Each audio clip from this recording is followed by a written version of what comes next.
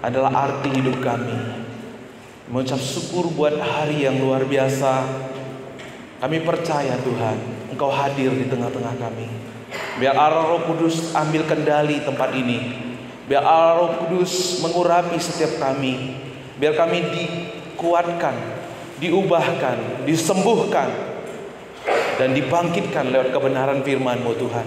Hamba-Mu yang penuh dengan keterbatasan, hamba-Mu yang penuh dengan kekurangan Tuhan, kiranya Engkau sembunyikan di belangkai salib-Mu saja, supaya kemuliaan, kasih, dan keagungan-Mu saja dinyatakan di tengah-tengah kami.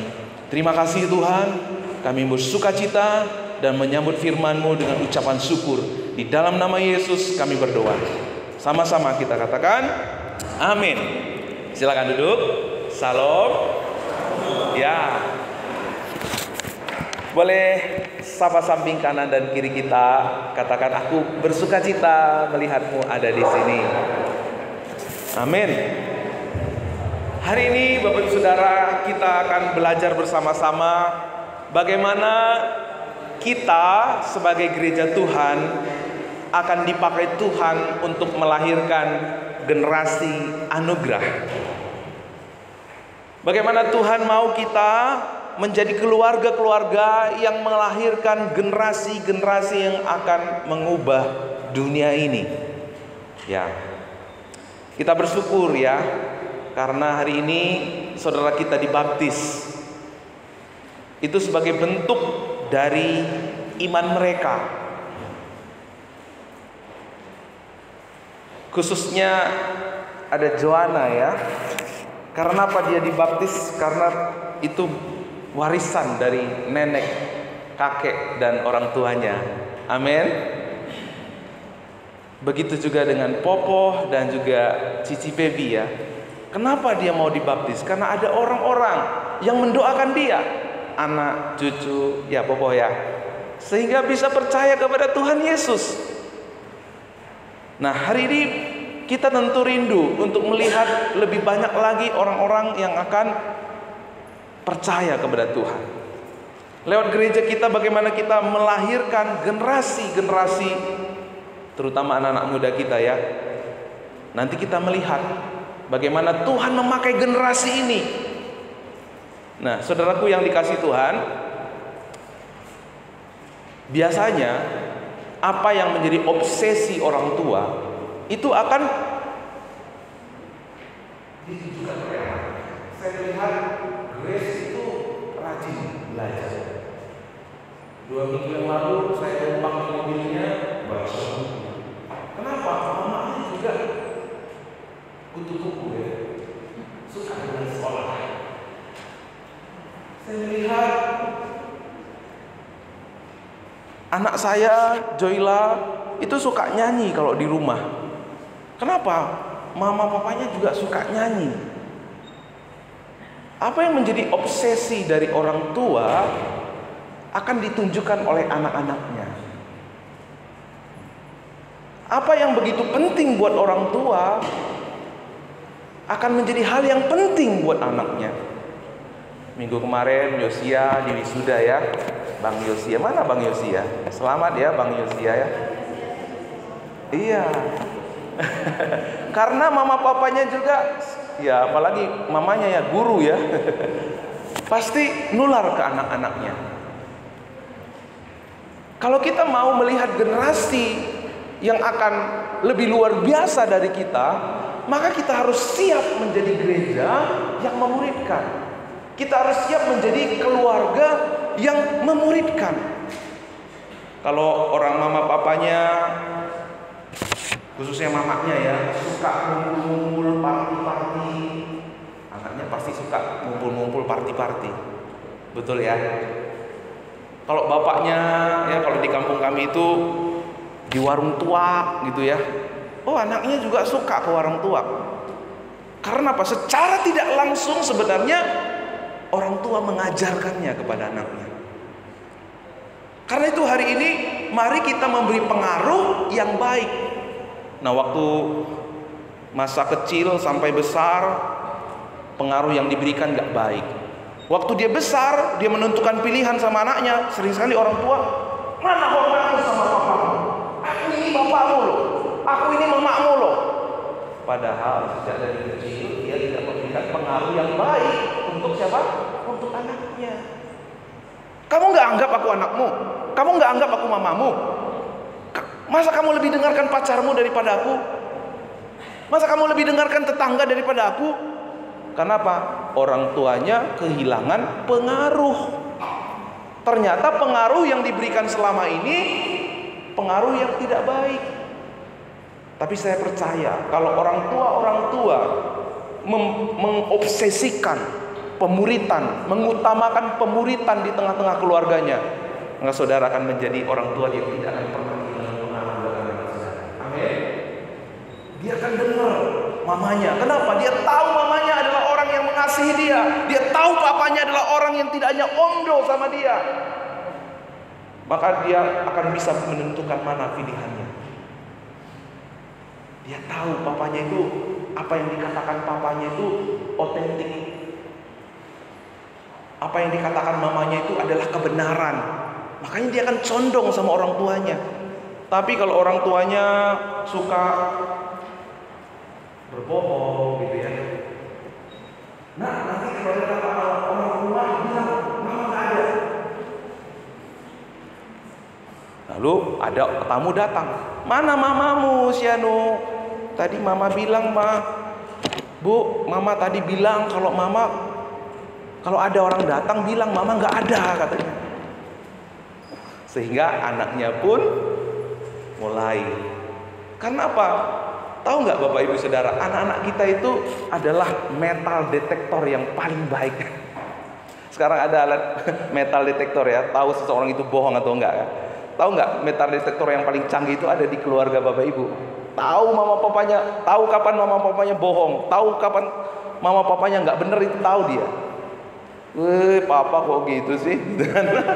Karena itu hati-hati, jadilah pemurid, jadilah orang tua pemurid, maka pasti sesuatu yang beda akan nyata lewat anak-anak kita. Saudara melihat ini, apa ini? Tahu nggak? Ini perusahaan taksi terbesar di dunia. Tapi di Indonesia katanya nggak ada lagi. Tapi tahu nggak Bapak Ibu? Ini adalah perusahaan taksi terbesar di dunia, tetapi tidak punya kendaraan satupun. Ini adalah pelayanan penyedia tempat penginapan terbesar di dunia, tapi nggak punya satu hotel pun. Ngeri nggak? Luar biasa nggak? Ini adalah Facebook. Siapa yang nggak punya Facebook di sini? Bisa angkat tangan? Oh, nggak usah. Nggak keren gitu, nggak ada kaitannya. Facebook ini adalah satu akun yang salah satu terbesar di dunia. Kalau nggak salah nomor 3. Dia nggak pernah ciptain video, nggak pernah ada standing foto, tapi banyak foto dan video di sini. Ini Instagram sama, nggak pernah membuat TV, nggak pernah membuat film. Orang yang buat film, tapi banyak orang mengikuti Instagram. Tahu ya, mak-mak yang suka drakor tahu ini ya.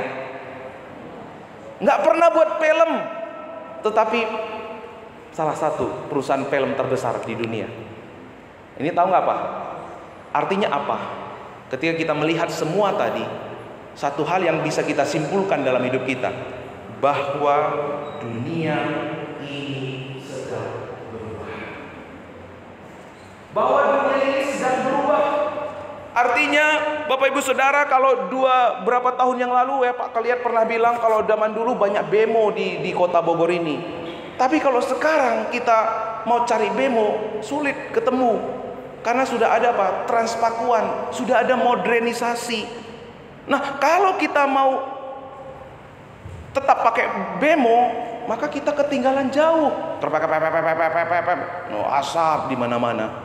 Sekarang ada AC, Transpakuan yang pakai AC. Artinya dunia ini sedang berubah. Dunia ini sedang mengalami transformasi. Kalau kita nggak berubah, maka saudara akan ditinggal. Kalau kita saya nggak berkata kita harus ikut arus dunia, Tetapi saya bilang, kalau kita nggak bertransformasi, makanya firman Tuhan bilang apa? Berubahlah oleh pembaharuan akal budimu. Kalau kita mau nggak berubah, maka kita nggak akan maju. Maka kita akan di situ-situ aja. Nah, saudara tahu bahwa di dalam hidup kita ini ada beberapa generasi. Ada namanya generasi baby boomer. Nah, Pak Pendeta, Pak Gatot, Pak Keliat, ya, dan sebaya semua itu namanya baby boomer. Ini keluaran yang baru berperang, tahu susah, ngalamin susah. Dia selalu bilang, aku dulu waktu sekolah, sepatunya itu kadang-kadang sudah mau makan katanya. Itu baby boomer. Selalu cerita, aku dulu, cerita tentang kesusahannya. Kenapa? Baru terjadi perang. Susah zaman paceklik gitu ya.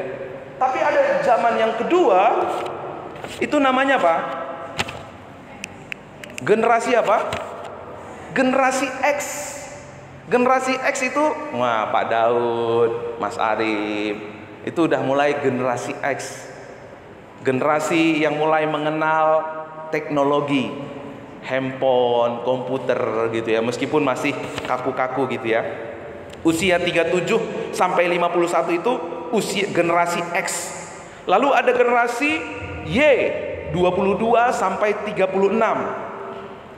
Lalu ada generasi Z, 7 sampai 21. Lalu generasi Alpha, nih Joyla, Elogia, Hana, itu adalah generasi Z ya. Alpha, generasi Alpha. Makasih sudah dikoreksi. Ada generasi Alpha. Nah, apa yang kita bisa pelajari hari ini? Bahwa Bapak Ibu Saudara, dari semua generasi ini, generasi mana yang paling banyak? Generasi Y. Generasi Y dan generasi Z. Sekarang ini adalah generasi Z dan generasi Y. Karena generasi ini yang paling banyak. Kalau hari ini adalah generasi Y dan generasi Z, ada 70% ya generasi ini. Maka apa artinya? Yang mana harus menyesuaikan? Generasi Y harus menyesuaikan kepada generasi X atau generasi baby boomer, atau generasi baby boomer, generasi X harus menyesuaikan kepada generasi Y. Yang mana? Iya, itu. Nah, tahukah Bapak Ibu Saudara, hari ini banyak gereja kehilangan generasi Y. Kenapa? Banyak gereja kehilangan generasi Z. Kenapa? Karena sering sekali generasi baby boomer, sering sekali generasi X memaksakan profilnya kepada generasi ini. Kita harus berdoa. Amin. Saya ketua pemuda BPD Jabatara. Saya mendengar banyak anak-anak muda mengeluh, Pak, di gereja kami sulit banget anak-anak muda. Tapi puji Tuhan, Bapak pemuda yang semangat. Tepuk tangan ya, teman-teman. Banget pemudanya, Pak. Kayak ada gap itu antara generasi sebelumnya itu dan sesudahnya, itu susah banget. Kenapa, saudara? Karena sering sekali nggak nyambung antara generasi satu dengan generasi yang berikutnya. Kenapa nggak nyambung? Pemuritannya tidak berjalan. Kalau pemuritan jalan, maka generasi X, generasi Z akan nyambung. Generasi X, Y, dan generasi Z akan nyambung. Kita akan, waktu pemuritan terjadi, akan terjadi proses pembaharuan akal budi. Itu yang Tuhan mau. Nah, hari ini kita melihat bagaimana terjadi hal yang luar biasa terjadi di banyak gereja. Karena banyak generasi Y dan generasi Z kehilangan, gereja kehilangan pemuda-pemuda. Dan di dalam Alkitab kita, di Hakim-Hakim, ini juga sudah terjadi. Seluruh angkatan itu dikumpulkan kepada nenek moyangnya. Bangkitlah sesudah mereka itu angkatan yang lain yang tidak mengenal Tuhan ataupun perbuatan yang dilakukannya bagi orang Israel. Lalu orang Israel melakukan apa yang jahat di mata Tuhan dan mereka beribadah kepada Baal. Ternyata zaman hakim-hakim juga terjadi hal yang sama, di mana generasi di bawah mereka tidak lagi takut akan Tuhan, tidak lagi mencari wajah Tuhan. Mereka kehilangan iman mereka. Kenapa, saudara? Karena komunitasnya tidak jalan. Karena itu hari ini mari kita bertobat, supaya generasi di bawah kita ini menjadi generasi yang lebih hebat dari kita. Kita harus gigih dalam memuridkan. Amin. Jangan memaksakan profil kita, kebiasaan kita kepada generasi Z zaman sekarang, generasi Y. Kalau zaman dulu ya lagunya, kala ku cari damai, ya enggak?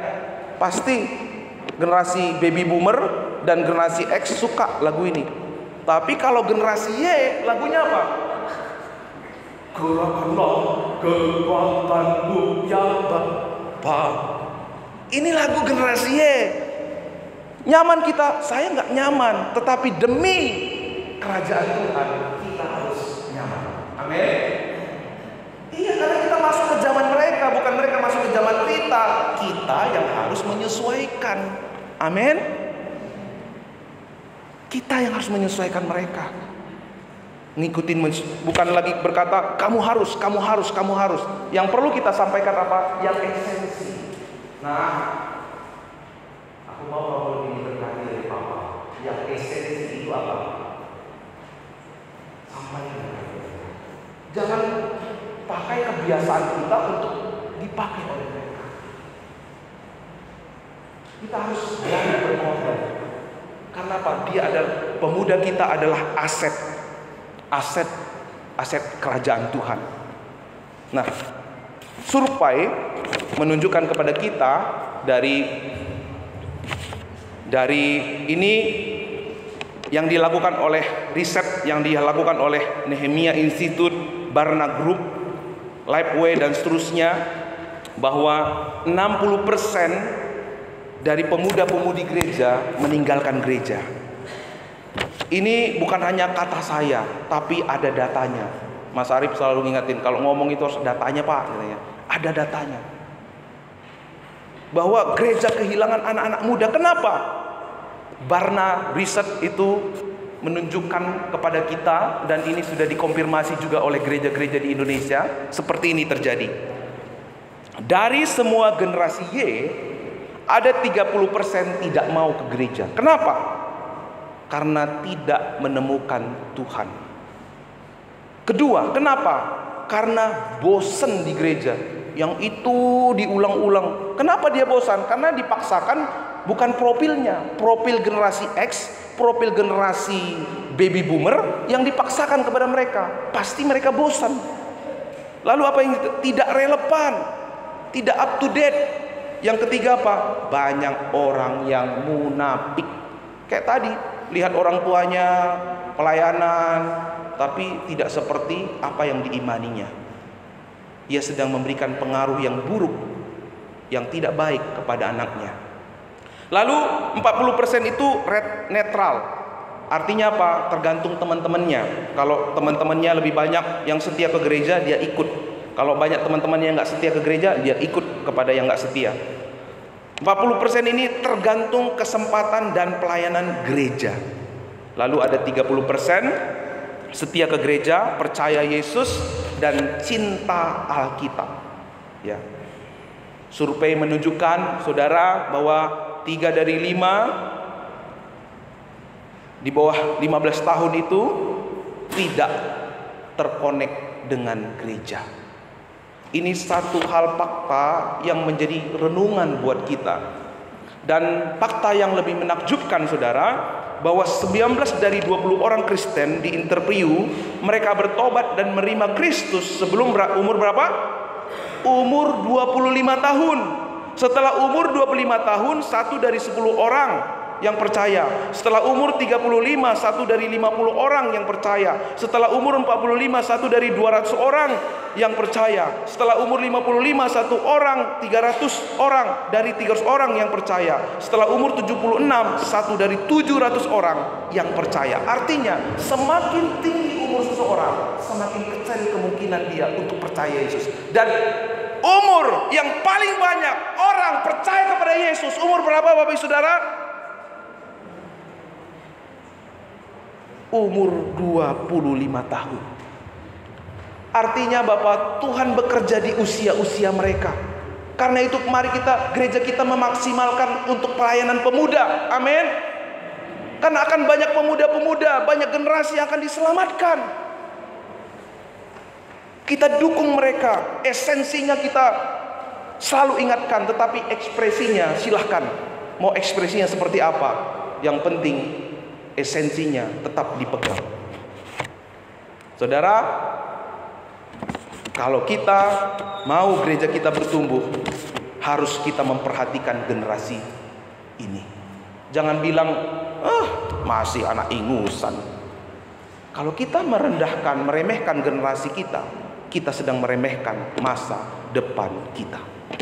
Kalau kita sedang meremehkan anak-anak muda di gereja kita, saudara sedang meremehkan masa depan gereja ini. Yang mengerti katakan amin. Karena itu mari kita mulai membuka hati. Apa yang dilakukan oleh Paulus dalam Kisah Rasul 16 ayat 1 sampai 2. Paulus datang ke Derbe dan ke Listra. Di situ ada seorang murid bernama Timotius. Ibunya adalah seorang Yahudi dan telah menjadi percaya, sedang ayahnya seorang Yunani. Timotius ini dikenal baik oleh saudara-saudara di Listra dan di Ikonium. Dari sini kita melihat bagaimana Paulus itu adalah orang yang komitmen dalam memuridkan. Di sini kita melihat bagaimana seorang Timotius menerima warisan iman dari ibunya, dari neneknya, sehingga ia dipersiapkan oleh Paulus untuk juga dipakai oleh Tuhan.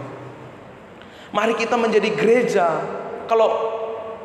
Kalau Paulus begitu memandang penting seorang Timotius, mari kita juga sebagai jemaat Tuhan memandang berharga anak-anak muda kita. Timotius dan Paulus tidak ada hubungan keluarga, tapi ia begitu memperhatikan Timotius karena Paulus peduli dengan generasi di bawahnya. Mari kita juga akan menjadi pribadi yang peduli kepada generasi di bawah kita. Bersama-sama kita percaya menginvestasikan pada pelayanan next generation. Kita percaya Tuhan akan melakukan sesuatu. Jangan lagi bilang, anak kecil mau buat apa Pak, uangnya belum ada. Tahu nggak Bapak Ibu Saudara, saya mau tunjukkan Blaise Pascal itu menemukan kalkulator pada usia berapa? 19 tahun. Saya cepat saja. Philo Farnsworth menemukan sistem televisi umur berapa? 14 tahun. Siapa lagi? Alexander Graham Bell menemukan telepon itu usia berapa? 18 tahun. Siapa lagi? Louis Braille menciptakan Braille umur 15 tahun. Siapa lagi? Jack Anderka menemukan cara mendeteksi kanker pankreas secara dini umur 15 tahun. Mark Zuckerberg, penemu Facebook, menemukan Facebook ini usia 18 tahun. Nih, Bill Gates ya. Penemu YouTube siapa? Saya juga nggak tahu. Mereka adalah orang-orang yang masih muda. Mereka potensial. Mereka adalah orang-orang yang mengubah dunia. Jadi anak-anak muda kita jangan bilang lagi anak ingusan gitu ya. Kalau mereka dimuridkan, mereka akan mengubah dunia. Amin. Soekarno bilang, berikan kepadaku anak-anak muda maka aku akan menggoncangkan dunia. Nah sekarang kita akan dukung anak-anak muda kita. Amin. Anak-anak muda, kami mendukung kalian. Tapi ingat, ada orang-orang tua yang selalu harus kalian tanya, yang selalu harus diminta masukannya. Orang tua, jangan paksakan kebiasaan kita kepada anak-anak kita. mereka punya kebiasaan, punya model, punya cara yang beda dengan kita. Yang selalu harus kita lakukan apa? Doakan dan ingatkan mereka tentang apa yang esensi. Amin. Setuju Bapak Ibu? Kisah Rasul 16 ayat 3. Yuk sama-sama kita baca. 1, 2, 3. Dan Paulus mau supaya dia menyertai dalam perjalanan. Paulus menyunatkan dia karena orang-orang Yahudi di daerah itu. Sebab setiap orang tahu bahwa bapaknya adalah orang Yunani. Dari sini kita belajar satu kebenaran bahwa Paulus begitu peduli dengan anak-anak muda. Mari kita menjadi anak-anak, menjadi gereja yang juga peduli kepada next generasi. Jangan remehkan mereka. Kalau kita meremehkan mereka berarti kita meremehkan masa depan kita. Tahu apa lu? Baru anak kemarin, anak baru bau kencur, baru ingusan. Makanya sekarang ada film kartun ya. Jangan panggil aku anak kecil paman, katanya ya. Karena orang-orang ini yang justru usia seperti ini yang produktif. Mereka berharga di mata Tuhan.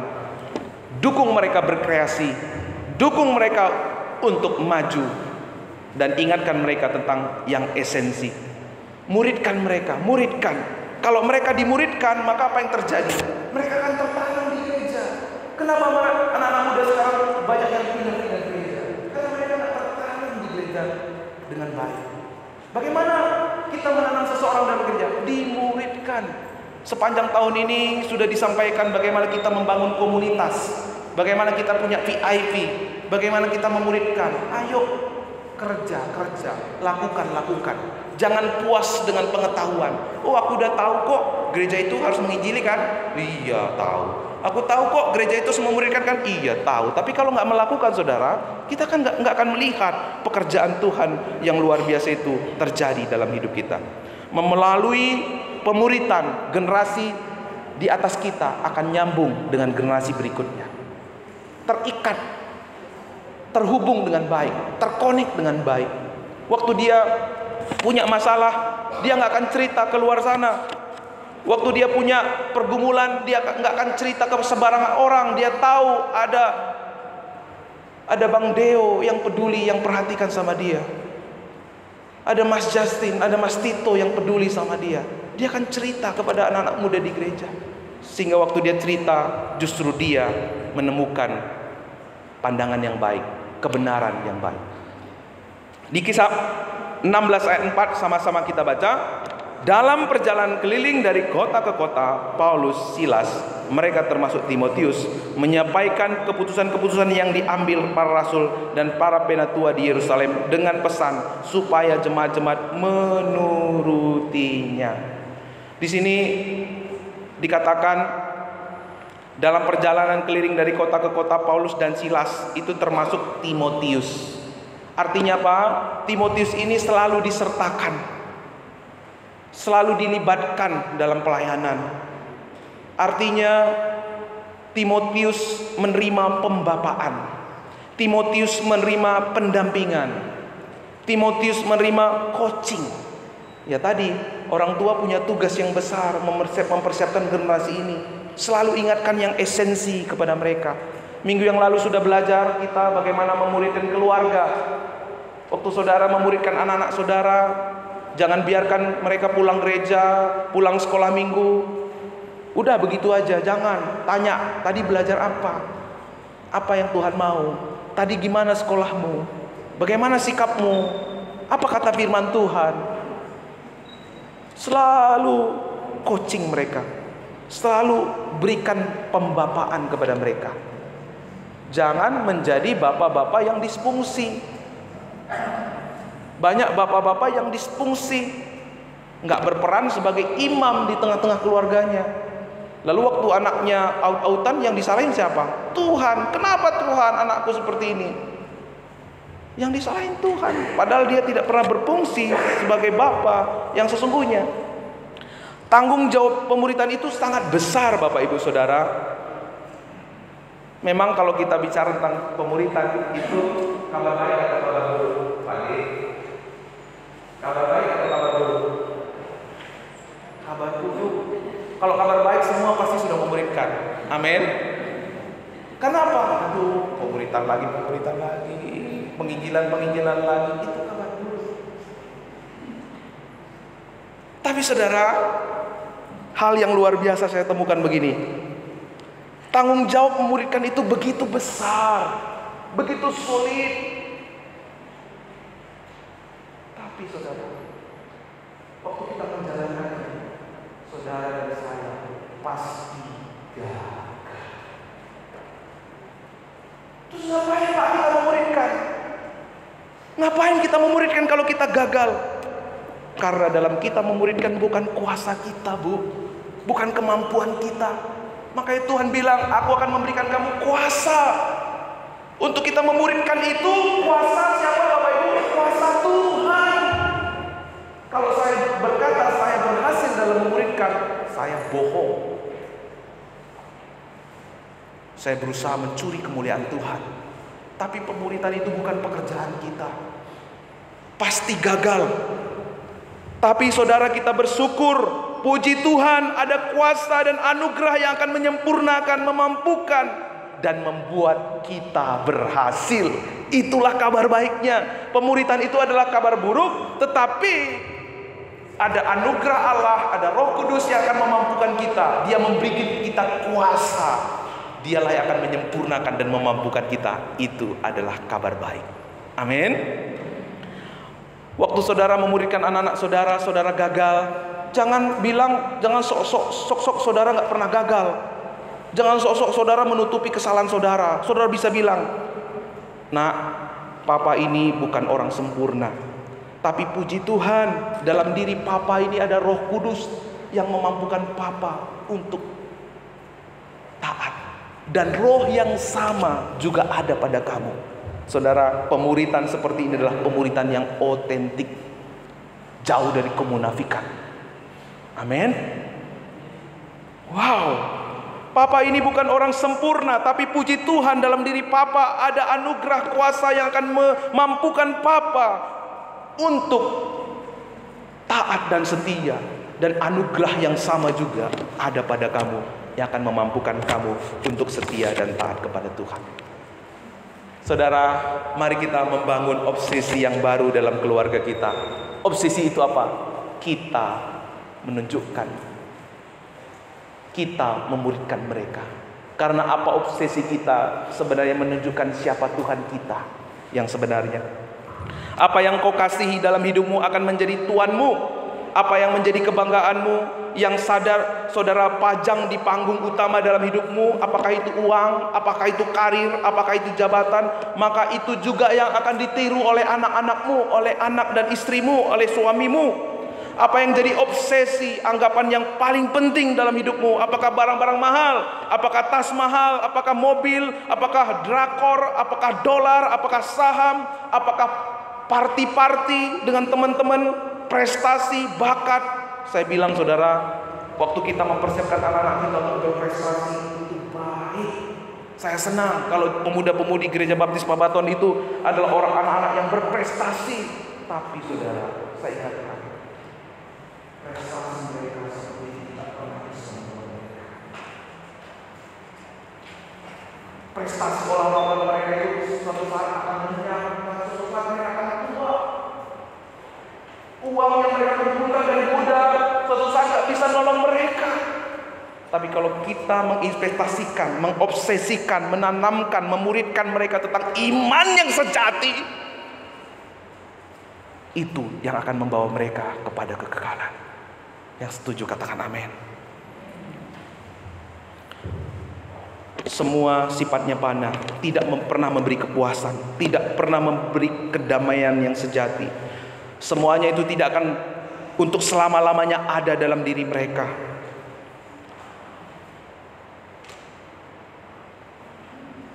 Prestasi olahraga mereka ada waktunya. Jangan bilang kepada mereka, gereja sana. Padahal kita tidak memberi teladan.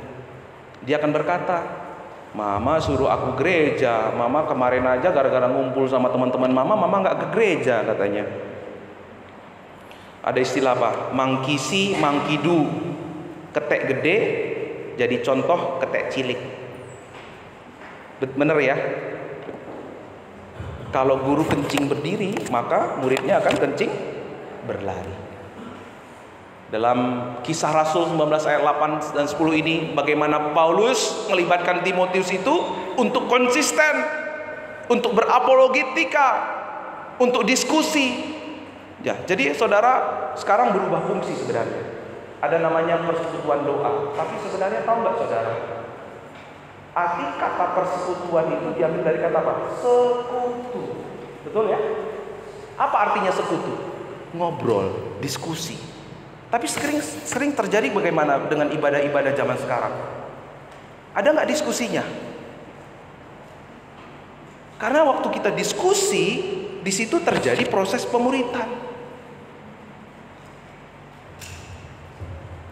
Sebuah survei, anak-anak yang ikut beribadah akan mewarisi iman orang tuanya. 75% kalau kedua orang tuanya rajin beribadah, maka 72% anak-anaknya pasti takut akan Tuhan. Kalau hanya mamanya saja yang rajin ibadah, maka 15% kemungkinan anaknya itu takut Tuhan. Kalau papanya rajin beribadah, maka 55% anak-anaknya juga akan takut akan Tuhan. Kalau kedua orang tuanya tidak konsisten beribadah kepada Tuhan, maka 6% mereka tidak akan percaya kepada Tuhan. Ini satu survei yang menjadi renungan kita bersama. Kalau saudara orang tua, saudara waktu menjadi teladan di tengah-tengah keluarga dalam beribadah berbakti melayani Tuhan, saudara sedang mewarisi iman yang sejati buat anak-anak saudara. Ada konsisten, ada apologetika, ada diskusi, di mana Paulus memuridkan Timotius. Kita baca sama-sama. Selama 3 bulan berikutnya Paulus tinggal di Efesus. Dia sering masuk ke rumah pertemuan orang Yahudi. Dengan berani ia berdebat dan meyakinkan mereka tentang berita keselamatan kerajaan Allah. Sesudah itu tiap-tiap hari dia mengajar orang-orang percaya itu di balai pertemuan yang dinamakan Balai Diskusi Tiranus. Dan sampai 2 tahun berikutnya Paulus melanjutkan mengajar di tempat itu, sehingga semua orang yang tinggal di provinsi Asia mendengar berita keselamatan tentang Tuhan Yesus, baik orang Yahudi maupun bukan orang Yahudi. Amin. Ada konsisten, ada apologetik, diskusi.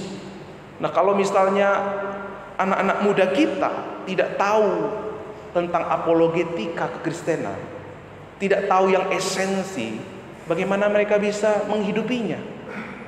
Siapa tugas yang utama? Sering sekali tugas pemuritan yang utama itu diserahkan kepada gereja atau kepada guru sekolah atau guru sekolah minggu.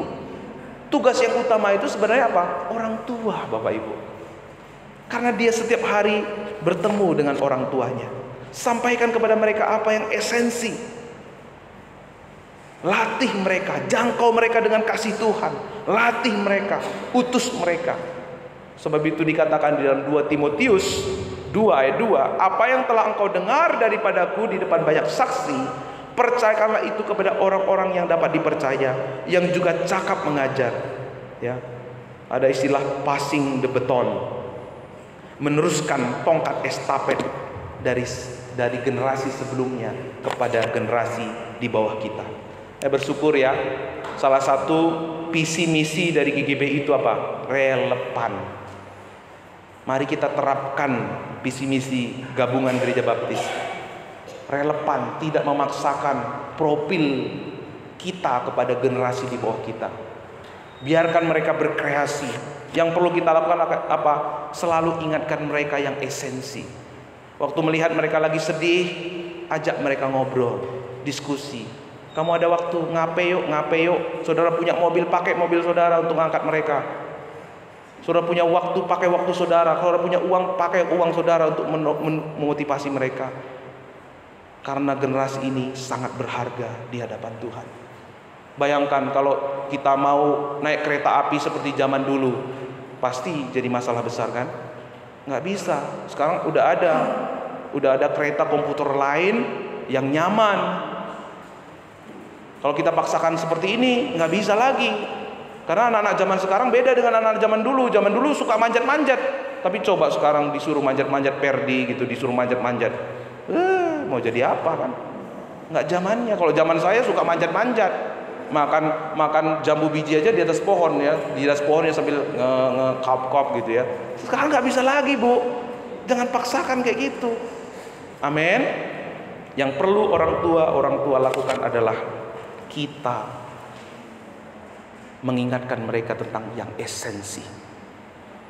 Jangan memaksakan. Oh, kamu kok gitu? Oh, papa dulu nggak kayak kamu itu. Jangan kayak gitu. Apa yang Tuhan mau? Apa yang Tuhan mau kamu lakukan? Bagaimana kamu mau taat sama Tuhan? Waktu kita mengerti, mau menyokong, memuridkan, maka akan lahir generasi garam dan terang. Sama-sama kita baca. 1, 2, 3 ya. Dipulihkan oleh kasih karunia untuk menjadi generasi garam dan terang yang membawa pengharapan kepada dunia dengan Injil Yesus Kristus. Mari kita tunduk kepala.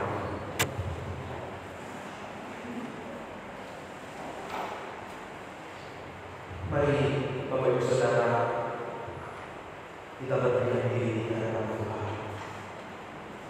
Biarlah Tuhan berbicara.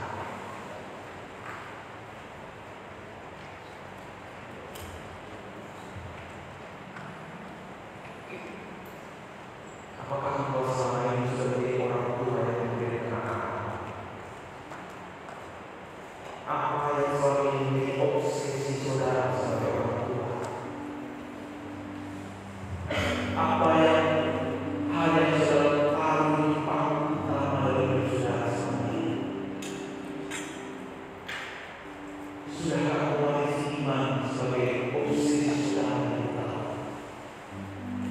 Sudahkah saudara memberikan anak-anak saudara? Sudahkah saudara memberikan ayah kepada mereka? Sudahkah saudara menunjukkan keautentikan saudara sebagai Yesus kepada mereka?